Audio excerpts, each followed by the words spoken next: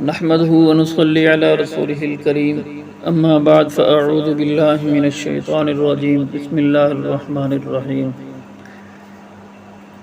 ولقد يسرنا القرآن للذكر فهل من مدكر۔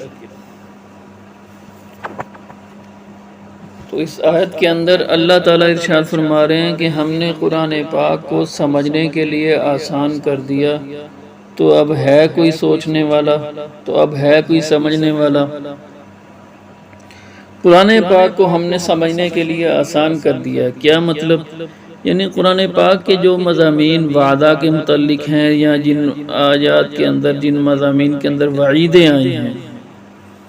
جن آیات کے اندر وعدے آئے ہیں، جن آیات کے اندر وعیدیں آئی ہیں، وہ سب صاف سہل بالکل آسانی سے سمجھ میں آنے والی ہیں۔ تو لہٰذا قرآن پاک سے نصیحت حاصل کرنا، سبق سیکھنا، اپنی زندگی کے رستے کا تعین کرنا، ہدایت حاصل کرنا، یہ سب کچھ بہت آسان ہے۔ ہاں کوئی سمجھنے والا ہو تو اس کے لیے یہ ہے، لیکن اگر کوئی سمجھنے کا ارادہ ہی نہ کرے تو ظاہر ہے اس کا تو کچھ نہیں کیا جا سکتا۔ تو قرآن پاک بہت بڑی نعمت ہے اللہ تعالیٰ کی، اس کا پڑھنا، سمجھنا، سمجھانا، لکھنا، خود علم حاصل کرنا، دوسروں کو اس کی تعلیم دینا، سب جو ہے وہ باعث ثواب ہے اور بڑے درجے کی بات ہے۔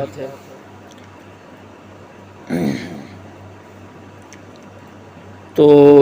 اس لیے ہمیں چاہیے کہ قرآن پاک خود بھی پڑھیں اور دوسروں کو بھی پڑھائیں، خود بھی اس سے جو ہے سبق سیکھیں، عبرت حاصل کریں، اس سے ہدایت حاصل کریں، اور دوسروں کو بھی اس کی دعوت دیں، تعلیم دیں، تلقین کریں۔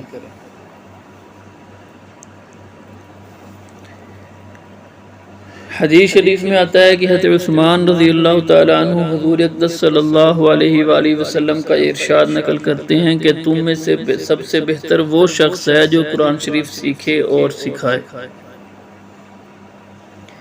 تو کتنی بڑی فضیلت کی بات ذکر فرمائی کہ سب سے بہتر وہ شخص ہے۔ ہم میں سے ہر شخص کوشش کرتا ہے کہ وہ دوسروں سے بہتر ہو، اچھا ہو، عمدہ ہو، سب سے بہتر ہو۔ تو نبی پاک کیا ارشاد فرما رہے ہیں؟ نبی پاک علیہ السلام ارشاد فرما رہے ہیں کہ اگر سب سے اچھا بننا ہے، سب سے بہتر بننا ہے، تو اس کا طریقہ کیا ہے؟ اس کا طریقہ یہ ہے کہ قرآن پاک سیکھو اور دوسروں کو سکھاؤ۔ یہ اتنی بڑی چیز ہے کہ تمہارا شمار اللہ تعالیٰ کے ہاں سب سے بہترین لوگوں میں ہونا لگے گا۔ اور بعض روایات کے اندر جو ہے یہ حدیث او کے ساتھ آئی ہے، عربی لفظ او آتا ہے اس حدیث شریف کے اندر، تو پھر اس کا مطلب یہ ہوگا کہ سب سے بہترین شخص وہ ہے جو قرآن پاک سیکھے یا دوسروں کو سکھائے۔ اس کا مطلب یہ ہے کہ خود قرآن پاک سیکھ لیا، اس سے بھی سب سے بہترین لوگوں میں اس کا شمار ہوگا، اور یا یہ ہے کہ دوسروں کو سکھایا تو اس سے بھی سب سے بہترین لوگوں میں اس کا شمار ہوگا۔ تو قرآن پاک جو ہے وہ دین کا اصل ہے، دین جو سارے کا سارا ہے وہ قرآن پاک سے حاصل کیا گیا ہے۔ اس لیے اس قرآن پاک کی بقا اور اس کی نشر و اشاعت یہ بہت بڑی نعمت ہے، یہ بہت بڑی فضیلت کی چیز ہے، اور جو اس پر عمل کرے گا، قرآن پاک کو باقی رکھنے کے لیے، اس کی نشر و اشاعت کرنے کے لیے کام کرے گا، تو وہ سب سے بہترین لوگوں میں اس کا شمار ہوگا۔ ایک دوسری حدیث شریف میں آتا ہے کہ حضرت ابو سعید رضی اللہ عنہ حضور اقدس صلی اللہ علیہ وآلہ وسلم کا ارشاد منقول ہے کہ حق تعالی شانہ کا یہ فرمان ہے کہ جس شخص کو قرآن پاک کی مشغولی کی وجہ سے ذکر کرنے اور دعائیں مانگنے کی فرصت نہیں ملتی، اس کو سب دعائیں مانگنے والوں سے زیادہ عطا کرتا ہوں، اور اللہ تعالیٰ شانہ کے کلام کو سب کلاموں پر ایسی ہی فضیلت ہے جیسا کہ خود حق تعالیٰ شانہ کو تمام مخلوق کے اوپر۔ تو جو شخص قرآن پاک پڑھنے، سیکھنے، سمجھنے، یاد کرنے، سمجھانے کے اندر، قرآن پاک کی تعلیم دینے کے اندر اس قدر مشغول ہے کہ اس کو دعائیں مانگنے، ذکر کرنے کی زیادہ فرصت نہیں ملتی۔ تو اللہ تعالیٰ اس کو محروم نہیں کرتے بلکہ اس کو دوسرے مانگنے والوں سے بھی زیادہ عطا کرتے ہیں، کیونکہ یہ ایک سمجھ میں آنے والی بات ہے کہ اگر ایک شخص کی طرف سے کچھ چیزیں تقسیم ہو رہی ہوں اور کچھ لوگ اس کو حاصل کر رہے ہیں، لیکن ایک شخص جو ہے وہ اس تقسیم کرنے والے کی کسی کام کے اندر لگا ہوا ہے، اس وجہ سے وہ حاضر نہیں ہو سکا، تو وہ چیزیں تقسیم کرنے والا اس کا حصہ رکھ لے گا، بلکہ اس کے لیے دوسروں سے زیادہ حصہ رکھے گا کہ بھئی یہ تو میرے کام کی وجہ سے مصروف ہے، اس وجہ سے نہیں آ سکا چیزیں لے۔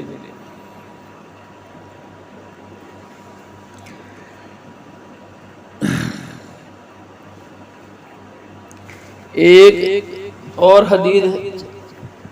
حضرت عقبہ بن عامر رضی اللہ عنہ کہتے ہیں کہ نبی کریم صلی اللہ علیہ وآلہ وسلم تشریف لائے تو ہم لوگ صفہ میں بیٹھے تھے۔ آپ علیہ السلام نے فرمایا کہ تم میں سے کون شخص اس کو پسند کرتا ہے کہ صبح صبح بازار بطحان یا عقیق میں جائے اور 2 اونٹنیاں عمدہ سے عمدہ بلا کسی گناہ اور قطع رحمی کے پکڑ لائے۔ صحابہ نے عرض کیا اس کو تو ہم میں سے ہر شخص پسند کرے گا، تو حضور علیہ السلام نے فرمایا کہ مسجد میں جا کر 2 آیتوں کا پڑھنا یا پڑھا دینا، اور یہ 2 اونٹنیوں سے افضل ہے، اور 3 آیات کا 3 اونٹنیوں سے، اسی طرح 4 کا 4 سے افضل ہے، اور ان کے برابر اونٹوں سے افضل ہے۔ مطلب یہ ہے کہ یہ صبح صبح بازار میں جائے جہاں پر اونٹنیاں کو بیچنے کا کاروبار کیا جاتا تھا، وہاں پر جائے اور 2 اونٹنیاں پکڑ لائے، تو ظاہر ہے یہ کس کو پسند نہیں ہوگا۔ تو فرمایا کہ اس سے بہتر یہ ہے کہ 2 آیتیں خود پڑھ لی جائیں یا کسی کو سکھا دی جائیں۔ خود پڑھ لی 2 آیتیں یا کسی کو پڑھا دی 2 آیتیں، تو یہ ان 2 اونٹنیوں سے افضل ہے۔ سبحان اللہ، ہماری نظر تو ظاہری مال و اسباب کے اوپر ہوتی ہے، دنیاوی چیزوں کے اوپر ہوتی ہے، جبکہ نبی پاک جو ہیں وہ تو ہماری اصلاح کے لیے آئے ہیں، ہمارا رخ دنیا سے پھیر کر آخرت کی طرف کرنے کے لیے آئے ہیں، دنیا کی فانی چیزوں سے ہماری توجہ ہٹا کر آخرت کی باقی رہنے والی چیزوں کی طرف کرنے آئے ہیں، تو انہوں نے ہمارا رخ آخرت کی طرف پھیر دیا کہ بھائی 2 اونٹنیوں کو لے آنا تو تم بڑی اچھی چیز سمجھتے ہو، لیکن یاد رکھو 2 آیتیں اگر تم نے پڑھ لی یا کسی کو پڑھا دی تو ان 2 اونٹنیوں سے زیادہ نفع کی یہ تجارت ہے، زیادہ فائدے کی چیز ہے 2 اونٹنیوں سے۔ تو اللہ تعالیٰ جو ہے ہمارے دلوں کے اندر جو ہے نبی پاک علیہ السلام کے الفاظ کا یقین بٹھا دے، یہ یقین کی بات ہے ساری۔ ہم لوگ جو جھوٹے منہوں سے دعویٰ کرتے ہیں کہ نبی پاک علیہ السلام نے فلاں عمل کے اوپر جو ہے فلاں فضیلت ذکر کی، فلاں عمل کے اوپر فلاں فضیلت ذکر کی، لیکن جب ہمارا عمل ہوتا ہے تو عمل اس کے خلاف ہوتا ہے۔ اس کی کیا وجہ ہے؟ کہ ہمارے دلوں کے اندر یقین نہیں ہے نبی پاک کے فرمان کا۔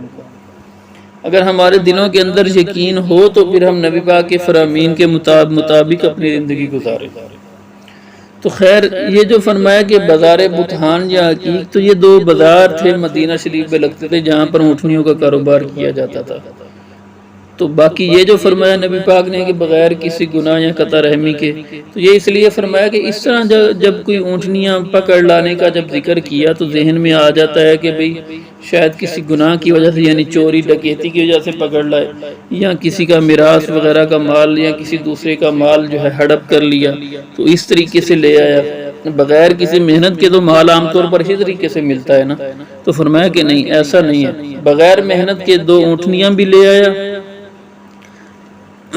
اور کسی کا جو ہے کوئی گناہ بھی نہیں کیا، حق بھی نہیں دبایا، تو یہ اس سے بھی زیادہ افضل چیز کیا کہ 2 آیتوں کا پڑھنا یا پڑھا دے۔ آگے جو فرمایا کہ 3 کا 3 اونٹنیوں سے، 4 کا 4 اونٹنیوں سے افضل ہے، یعنی 3 آیتوں کا پڑھ لینا یا پڑھا دینا یہ 3 اونٹنیوں سے افضل ہے، 4 آیتوں کا پڑھ لینا یا پڑھا دینا 4 اونٹنیوں سے افضل ہے۔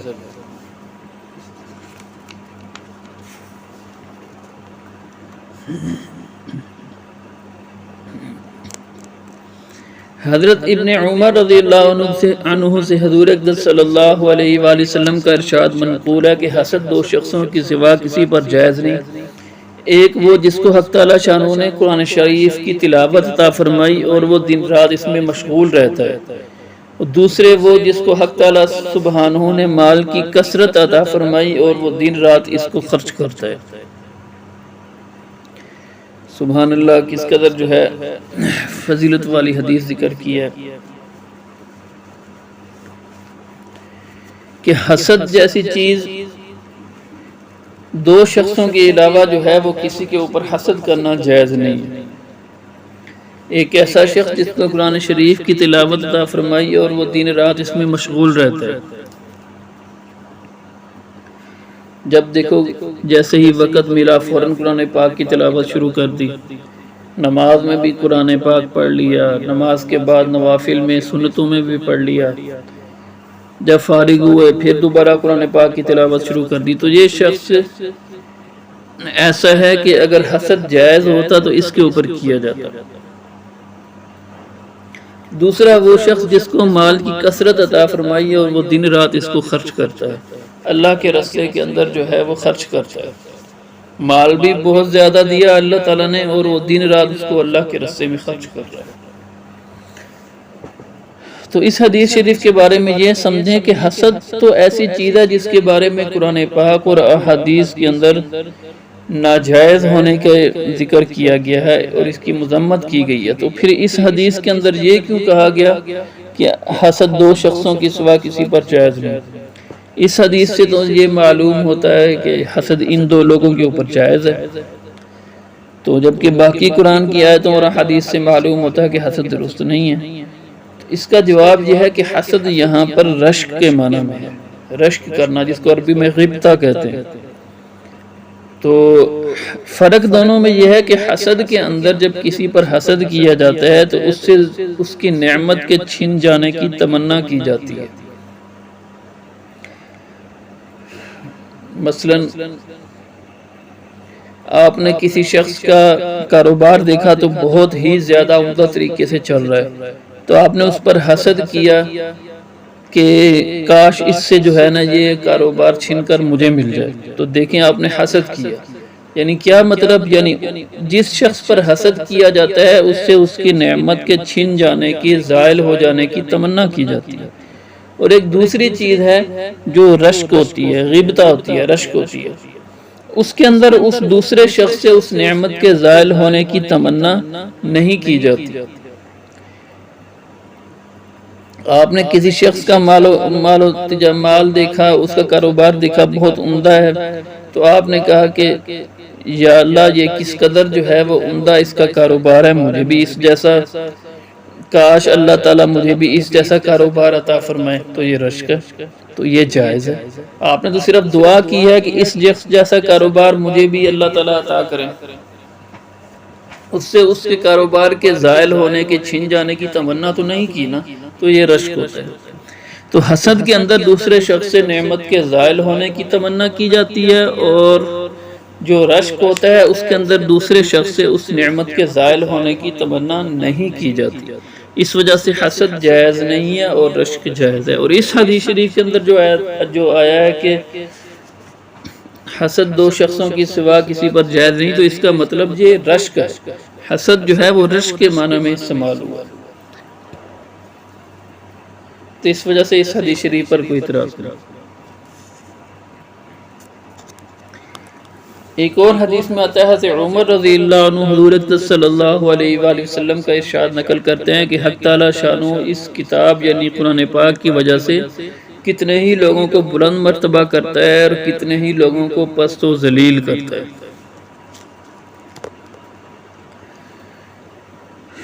بڑی عبرت اور سبق حاصل کرنے والی حدیث شریف ہے کہ قرآن پاک کی وجہ سے کتنے لوگ بلند ہوتے ہیں، دنیا کے اندر ترقی کرتے ہیں، نام حاصل کرتے ہیں، آخرت کے اندر بھی بلند درجات حاصل کرتے ہیں، اور اس کے برعکس قرآن پاک پر عمل نہ کرنے کی وجہ سے، قرآن پاک کے مخالفت میں زندگی گزارنے کی وجہ سے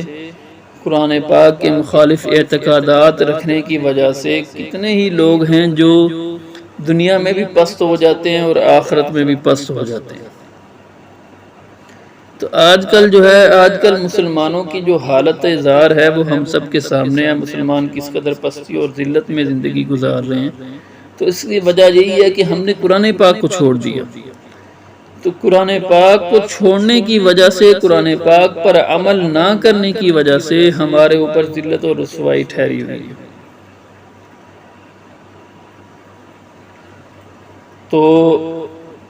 ہمیں چاہیے کہ قرآن پاک پر عمل کریں، اس کو سمجھیں، اس کے اوپر عمل کریں اور اس کے مطابق اپنی زندگیاں بنائیں۔ جھوٹ، ہیرا پھیری، دھوکہ دہی، وعدہ خلافی، یہ سب ایسی چیزیں ہیں جس سے قرآن پاک نے منع کیا تھا، لیکن کیا ہے کہ یہ چیزیں مسلمانوں نے تو چھوڑ دی ہیں، غیروں نے اپنائی ہوئی ہیں۔ یورپ کے جو لوگ کاروبار کرتے ہیں وہ دیکھیں گے تو وہ ان کے کاروبار کے اندر یہ چیزوں کا خیال رکھا جاتا ہے، جھوٹ، ہیرا پھیری، دھوکہ دہی کا، لیکن مسلمانوں کے کاروبار کے اندر ان چیزوں کا خیال نہیں رکھا جاتا۔ تو ہم نے قرآن پاک پر عمل کرنا تھا، ہم نے چھوڑ دیا، نتیجہ یہ کہ ہم ذلیل و خوار ہو گئے، ہماری معیشت تباہ ہو گئی، ہم کمزور ہو گئے، نچلے درجے میں چلے گئے، اور غیروں نے جو اس پر عمل کیا تو وہ اب ترقی کر رہے ہیں، ہم سے اوپر ہیں۔ اسی طریقے سے دفاع بھی ہے۔ یہ تو معاش کا میں نے ذکر کیا کہ معیشت ان لوگوں کی ترقی کرے گی جو قرآن پر عمل کرے گا، اور اسی طریقے سے دفاع ہے کہ ملک کا دفاع بھی انہی لوگوں کا ترقی کرے گا جو قرآن پاک پر عمل کریں گے، اور اسی طریقے سے آخرت بھی ہے کہ آخرت بھی انہی لوگوں کی عمدہ ہوگی، اچھی ہوگی جو لوگ قرآن پاک پر عمل کریں گے۔ تو ہمیں چاہیے کہ اگر ہم مسلمان اپنی آپ کو بری حالت سے نکالنا چاہتے ہیں تو اس کے لیے قرآن پاک پڑھیں، قرآن پاک کے اوپر عمل کریں، اس سے ہماری دنیا بھی اچھی ہو جائے گی، بلندیوں والی ہو جائے گی، ترقیوں والی ہو جائے گی، اور ہماری آخرت تو اچھی ہوگی ہی ضرور۔ اور اسی طریقے سے اپنی اولاد کو بھی سب سے پہلے اس کی ابتدا اپنے آپ سے کریں، اپنے گھر والوں سے کریں، جو لوگ آپ کے ماتحت ہیں ان سے کریں، اور اس کے بعد پھر باقی معاشرہ آتا ہے۔ یعنی خود قرآن پاک پڑھیں، اس پر عمل کریں، اپنی اولاد کو پڑھائیں، اس پر عمل کریں، اپنے ماتحت جو آپ کے ملازم وغیرہ ہیں، جو آپ کے رشتہ دار ہیں، جو آپ کے ماں باپ ہیں، بہن بھائی ہیں، ان کو قرآن پاک پڑھائیں اور اس کے اوپر عمل کریں، اور اس کے بعد پھر باقی معاشرے کو اس کی تبلیغ کریں۔ تو یہ طریقہ ہوتا ہے، نہ یہ کہ دوسروں کو کہنا شروع کر دیا اور خود قرآن پاک پر عمل ہی نہ کیا، ایسا نہیں۔ تو قرآن پاک ایسی عظیم نعمت ہے کہ اس کی وجہ سے دنیا بھی اچھی کر دیتے ہیں اللہ تعالیٰ قوموں کی، اور آخرت بھی اچھی کر دیتے ہیں۔ تو اللہ تعالیٰ جو ہے ہمیں دین کو سمجھنے، اس پر عمل کرنے کی توفیق عطا فرمائے، قرآن پاک کے فضائل کو سمجھنے کی، اور ہمیں قرآن پاک کو پڑھنے اور اس پر عمل کرنے کی توفیق عطا فرمائے۔ وآخر دعوانا الحمدللہ رب العالمین۔